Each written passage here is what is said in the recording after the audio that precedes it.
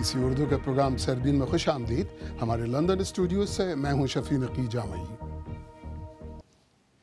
India اور پاکستان کی جیلوں میں قید ماہی گیروں کے خاندان قسم پرسی کی زندگی گزارنے پہ مجبور. حالات کے جال میں پھنسے ان لوگوں کا مسئلہ کیسے حل ہو سکتا ہے؟ دونوں طرف 50 نائٹیکل میل ایک زون بنا دیں آپ. شیر کریک اس کے اندر آ جائے گی, بیچ میں آ جائے گی. اب دونوں طرف وہ فری زون بنا دیں تاکہ جو پاکستانی ماہی گیر یا انڈین ماہی گیر وہ مل کے فشنگ کریں. ایک برطانوی ادارے کی رپورٹ کے مطابق سن 2015 میں آلودگی کے سبب دنیا بھر میں 90 لاکھ افراد ہلاک ہوئے. اور ملیے گا چند ایسی پاکستانی خواتین سے جو قطر میں اپنے پیشہ ورانہ کام سے اپنے لیے مقام پیدا کر رہی ہیں. سمندر ماہی گیروں کا دوست ہوتا ہے لیکن شاید پاکستان اور انڈیا کے مچھیروں کے لیے نہیں, کیونکہ اگر یہ سمندر میں بھٹک کر ایک دوسرے کی سمندری سرحد پار کر جائیں تو پھر زندگی برسوں جیل میں کٹتی ہے. پاکستان کے 184 ماہی گیر اس وقت انڈیا کی جیل میں ہیں, جبکہ انڈیا کے 376 مچھیروں کو پاکستان نے پکڑ رکھا ہے. ان ماہی گیروں کے خاندان ایک انتہائی مشکل زندگی گزارنے پہ مجبور اور ان کی رہائی کے لیے بےتاب ہیں. شمائلہ جعفری کی رپورٹ. لیلا اپنا سب سے قیمتی اثاثہ اس ٹرنک میں محفوظ رکھتی ہیں. یہ اثاثہ ان کے شوہر ابراہیم کی تصویر ہے. ابراہیم کو گزشتہ دسمبر انڈین حکام نے بحیرہ عرب میں مچھلیاں پکڑتے ہوئے گرفتار کیا تھا. وہ میری زندگی کا ساتھی ہے. میں ہر وقت اس کے بارے میں سوچتی ہوں. میرے ماں باپ مر چکے ہیں. میں انہیں اتنا یاد نہیں کرتی جتنا کہ اپنے شوہر کو. میں روتی رہتی ہوں اور کر بھی کیا سکتی ہوں. بچے بھی باپ کے بارے میں پوچھتے رہتے ہیں, خاص طور پر میری چھوٹی بیٹی. یہ تو باپ کی واپسی کے خواب بھی دیکھتی ہے. لیلا کا تعلق ٹھٹھا کے گاؤں جھنگی سر سے ہے. ماہی گیروں کا یہ گاؤں سندھ کے ڈیلٹا پر بنے ایک جزیرے کی طرح ہے. یہاں کے ماہی گیر اپنی کشتیوں پر سمت بتانے والے آلات نہ ہونے کے باعث اکثر انڈیا کی سمندری حدود میں بھٹک جاتے ہیں. ایسی ہی کچھ کہانیاں سمندر کے اس پار بھی ہیں.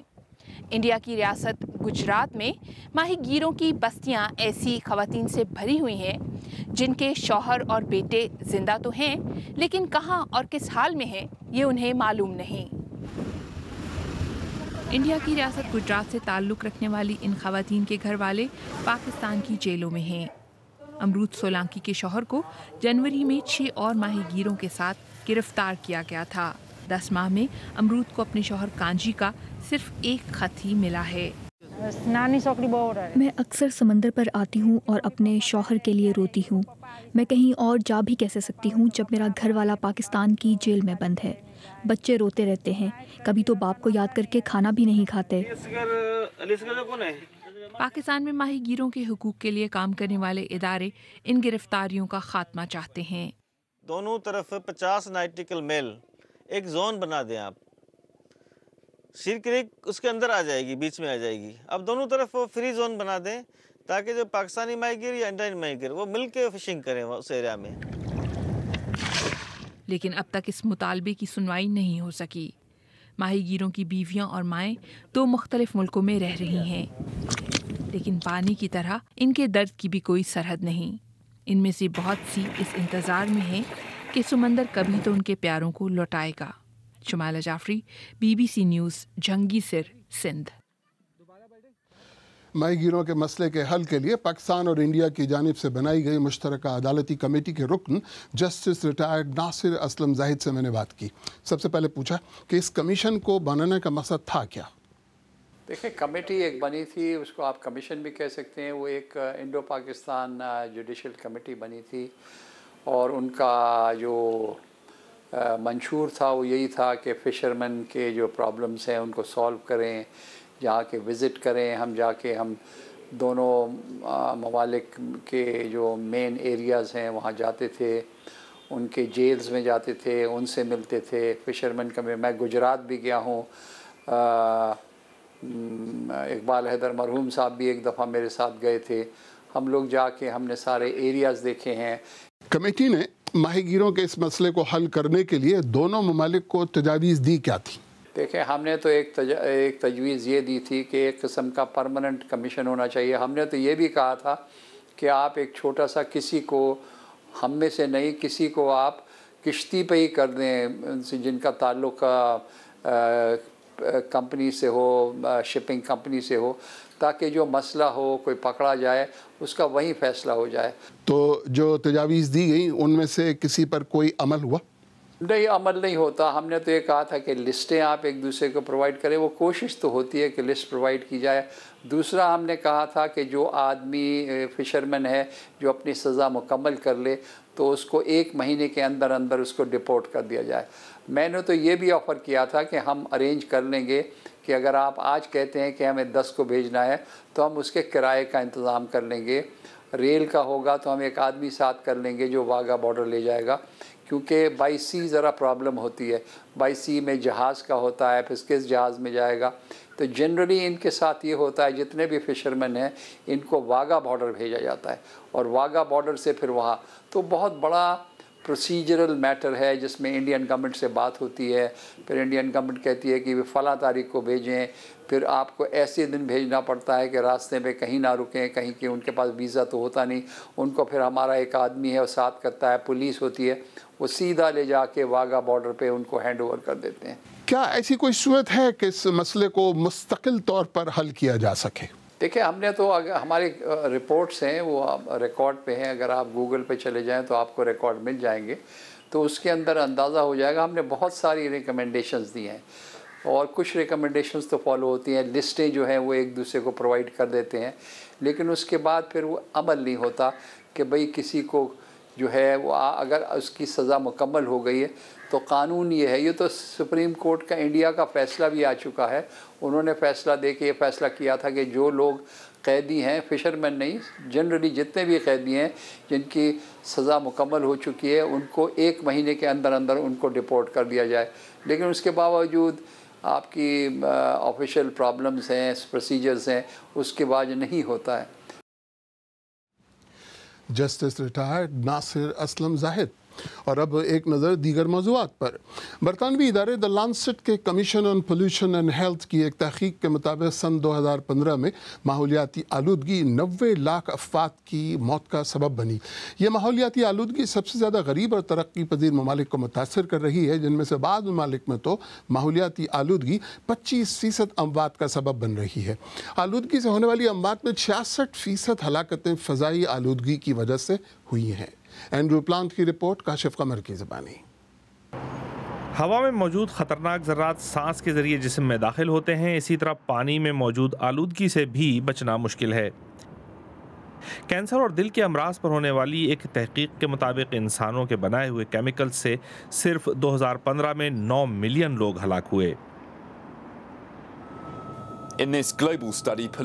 یہ تحقیق بتاتی ہے کہ ہر 6 اموات میں سے 1 کی وجہ ماحولیاتی آلودگی تھی، جبکہ گاڑیوں اور فیکٹریوں سے نکلنے والے دھوئیں سے ایک سال میں 60 لاکھ اموات ہوئیں۔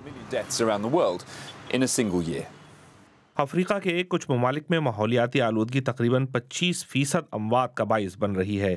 نیجر، چاڈ اور صومالیہ ان میں سر فہرست ہیں۔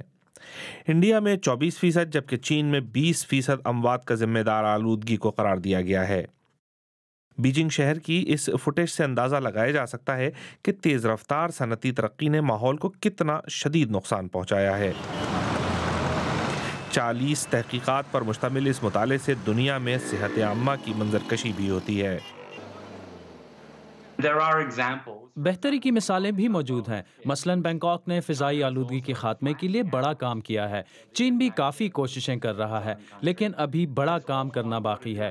ہمیں معلوم بھی ہے کہ اس مسئلے کا حل کیا ہے، یہ حل آزمائے بھی گئے ہیں، اب وقت آ گیا ہے کہ ان پر مستقل عمل کیا جائے۔ ہوا میں موجود کیمیکلز کو سب سے زیادہ خطرناک بتایا گیا ہے، جبکہ آلودہ پانی کو خطرناک بیماریوں کی دوسری بڑی وجہ قرار دیا گیا ہے۔ تحقیق کے مطابق فضائی آلودگی خطرناک حد تک بڑھ چکی ہے، جو کہ امراض قلب اور گردے کی بیماریوں میں مبتلا لوگوں اور بچوں کو سب سے زیادہ نقصان پہنچا رہی ہے۔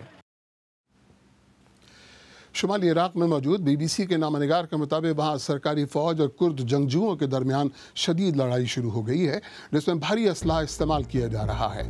عراقی فوج کی جانب سے کرکک پر کنٹرول مستحکم کرنے کی کوششوں کے بعد کرد جنگجوؤں اور سرکاری فوج کے درمیان جھڑپوں کا آغاز ہوا تھا۔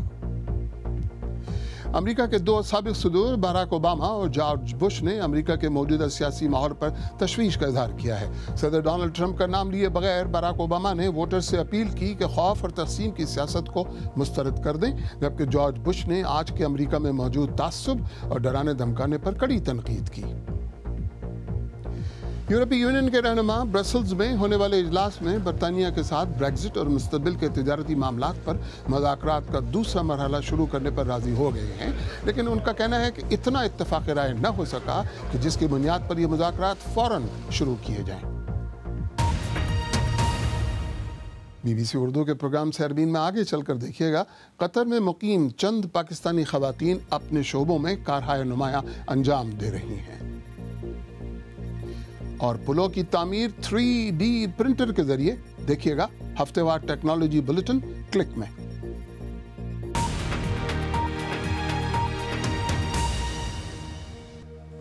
BBC اردو کے پروگرام سیربین میں ایک بار پھر خوش آمدید۔ قطر میں مقیم زیادہ تر پاکستانی تارکین وطن خواتین محض اپنے خاندان کے مردوں کے ڈپینڈنٹ کے طور پر وہاں پہنچتی ہیں۔ ان کی اکثریت گھروں تک محدود ہو کر رہ جاتی ہے، کیونکہ کچھ کرنے کے مواقع کی کمی یا پھر معاشرے کی قدامت پسندی آڑے آتی ہے۔ لیکن بہت سی خواتین ان رکاوٹوں کو عبور کر کے مردوں کے اس معاشرے میں اپنے لیے جگہ بنا رہی ہیں۔ ایسی ہی چند پاکستانی خواتین سے ملیے نامہ نگار عمر دراز کی اس رپورٹ میں۔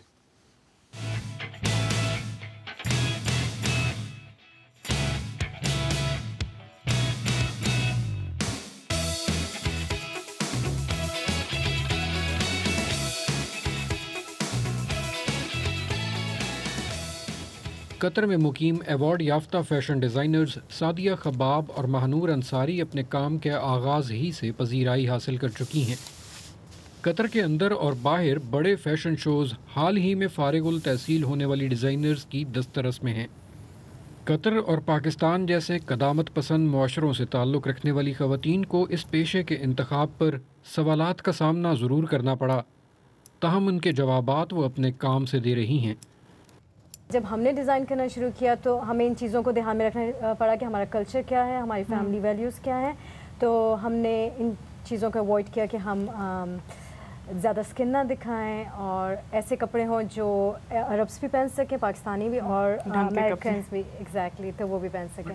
اسپیشلی آئی تھنک پاکستان کی انڈسٹری بھی فیشن میں it's growing, it is getting a lot, زیادہ پاپولر بھی ہو رہی ہے، and because of that I think family بھی زیادہ ایکسیپٹنگ ہو گئی ہے اس کی، اینڈ پیپل لائک ریلیٹیوز وغیرہ بھی دے شو انٹرسٹ ناؤ۔ جدید نصاب اور انداز سے خصوصی بچوں کی تعلیم و تربیت قطر میں ایسے بہت کم ادارے کر رہے ہوں گے جیسا بشرا ریشم اور ان کی ساتھی نوال حفیظ کر رہی ہیں۔ گزشتہ 2 برس سے وہ کامیابی سے ایسے بچوں کو معاشرے کا فعال جزو بنانے میں سرگرم ہیں۔ اس پروگرام کے تخیل سے تخلیق تک کا تمام کام ان کی انفرادی کاوش کا نتیجہ ہے۔ میرا بچہ ایسا کیوں ہے، میں اب اس کا کیا کروں، یا افسوس کرتے رہیں ساری زندگی، ایسا نہیں ہونا چاہیے۔ جب بھی کوئی اسپیشل نیڈ کا بچہ پیدا ہو تو پیرنٹ کو یہ ٹینشن نہ ہو کہ میرا بچہ کدھر جائے گا، یا اس کو ایجوکیشن کہاں ملے گی، یا اپنی لائف کے ساتھ کیا کرے گا، یہ کویسچن پیرنٹ کے مائنڈ میں نہ آئے۔ یہ ایک بہت دور کا گول ہے۔ عظمیٰ انصاری ان خواتین میں شامل ہیں جو ایک لمبے عرصے سے قطر میں ساتھی پاکستانی خواتین کو آسرا دینے کے علاوہ با اختیار بنانے کا کام کر رہی ہیں۔ صرف خواتین پر مشتمل ان کی غیر رسمی تنظیم اس وقت 20 سے 25 ایسے خاندانوں کی مالی معاونت کر رہی ہے جن میں کمانے والا ہاتھ باقی نہیں رہا۔ ہمارا بیسک جو تھا وہ یہی تھا کہ کم سے کم جو خواتین ہیں ان کو گھروں پہ رہتی ہیں، ان کے لیے کرنا آسان ہے کام کو کمپیریٹیولی، تو وہ سیلف سسٹیننگ اس پہ آ جائیں آہستہ آہستہ کر کے۔ پھر آہستہ آہستہ یہ ہوتا ہے کہ ظاہر ان کے بیٹا بڑا ہے تو وہ ایک سرٹن لیول پر آ کے وہ ان کو اسپانسر ہو جاتا ہے ان کا، اور یہ کرنے لگتا ہے سب چیزیں اس طرح سے۔ کاروبار سے لے کر اداروں کے انتظام چلانے تک خواتین جگہ جگہ دقیانوسی سوچ اور شاونیت جیسی رکاوٹیں عبور کرتی دکھائی دیتی ہیں۔ عمر دراز، BBC نیوز، دوحہ، قطر۔ آئیے دیکھتے ہیں ہماری ویب سائٹ bbcurdu.com پر قارئین کی دلچسپی کن خبروں میں ہے۔ سری لنکا کی 4 وکٹیں گر گئیں۔ ہم مسلمان ہیں، ہمیں ایڈز کیسے ہو سکتا ہے؟ مغوی خاندان کو 5 سال تک پاکستان میں ہی رکھا گیا، CIA۔ ان خبروں اور تجزیوں کو آپ شوق سے پڑھ رہے ہیں۔ کبھی سوچا تھا کہ ایک دن پلوں کی تعمیر پرنٹر سے ہوگی؟ ایسا ایک پل نہ صرف تعمیر ہو چکا ہے بلکہ استعمال بھی ہو رہا ہے، اور بعض کھیل ایسے جو صرف چشمہ پہننے پر ہی آپ کو کھیل کے میدان میں ہونے کا احساس دلاتے ہیں۔ میں بات کر رہا ہوں ہفتے وار ٹیکنالوجی بلیٹن کلک کی، آج سمرہ فاطمہ کے ساتھ۔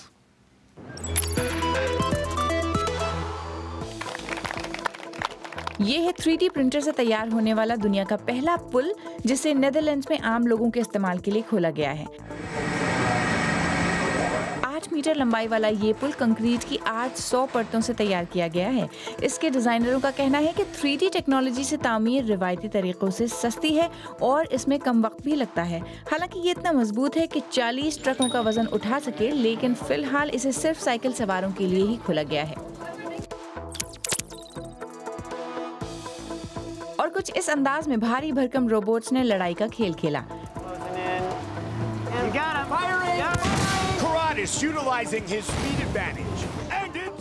دو برس کے انتظار کے بعد امریکی اور جاپانی ٹیموں کی محنت رنگ لائی اور انسانی کنٹرول پر مبنی یہ روبوٹس تیار ہو سکے۔ منتظمین کا کہنا ہے کہ جتنا ایکشن دکھائی دے رہا ہے وہ سب اصل ہے، ایڈیٹنگ میں صرف رفتار تیز کر کے دکھایا گیا ہے۔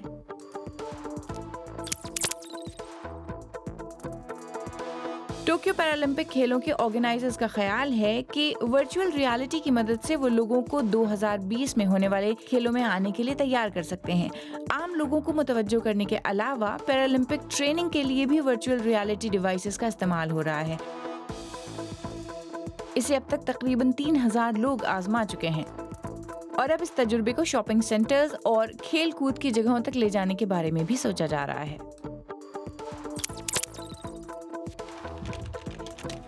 وائرلیس ڈیوائسز کی سیکیورٹی میں ایک بڑے نقص کے سامنے آنے کے بعد سافٹ ویئر سیکیورٹی کمپنیاں ان کو مزید محفوظ بنانے کے طریقوں پر کام کر رہی ہیں۔ یہ بات سامنے آئی ہے کہ وائرلیس آلات جب وائی فائی نیٹ ورکس کے ساتھ ڈیجیٹلی جڑتے ہیں تو ان کو دھوکہ دیا جا سکتا ہے۔ اگر اس نقص کا فائدہ اٹھایا جائے، جسے کریک اٹیک کہتے ہیں، تو ہیکروں کے لیے دروازے کھل سکتے ہیں، لیکن تاحال ایسے شواہد نہیں ملے ہیں کہ ایسا بڑے پیمانے پر ہو رہا ہے۔